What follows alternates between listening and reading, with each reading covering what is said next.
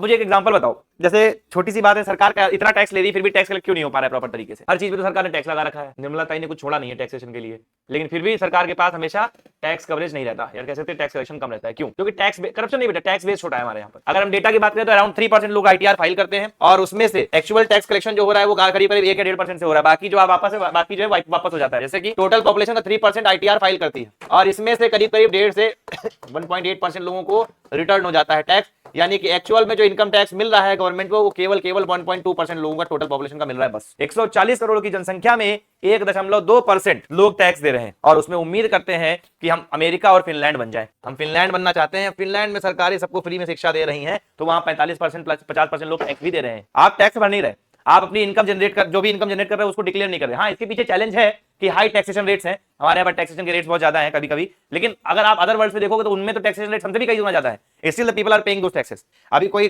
बीच में बोल सकता है हम जीएसटी तो पे कर रहे हैं, है ना? कहां पे कर रहे हो? किसको पे कर रहे हो? आपने कपड़े खरीदे, आपने बिल लिया? अगर आपने बिल नहीं लिया तो कभी मत कहना कि भैया हमने टैक्स पे किया है, क्योंकि तुम्हारा टैक्स सरकार के उसमें नहीं आया, क्योंकि लोगों ने, जो सेलर है उसने बताया नहीं सरकार को कि हमने टैक्स दिया है या टैक्स लिया है।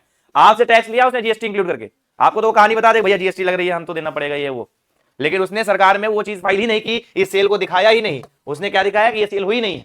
तो आप कैसे कह सकते हो कि हमने टैक्स दिया? आप रसीद लो तब ये कह सकते हो कि हमने टैक्स दिया।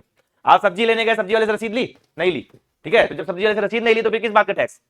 ठीक है, अमेरिका में ये चीज ज्यादा आसान क्यों है? क्योंकि वहां सब कुछ जो है आपका क्या है, फॉर्मल सेक्टर में आता है। डी मार्ट से लेना है सब्जी, ठीक है, वॉलमार्ट से जाएंगे तो हम वहां पर फल ले रहे होंगे, तो हर चीज का वहां पर क्या है, 1 रुपए की टॉफी भी लोगे तो रसीद पे ले रहे होगे, तो वहां वो लोग बोल सकते हैं कि yes we are paying taxes. ठीक है, बट हम इंडिया में रहकर ये नहीं बोल सकते सब लोग कि बहुत कम टैक्स पे कर रहा है। जिसको देखो इंस्टाग्राम पे उठ के चलाता है हम तो टैक्स पे कर रहे हैं, सरकार हमको फ्री शिक्षा क्यों नहीं दे रही? क्यों दे फ्री शिक्षा तुमको? तुम्हारे पिताजी हैं वो जो दे रहे हैं वो दे रहे हैं। ठीक है, इससे पहले आप टैक्स भी तो पे करो।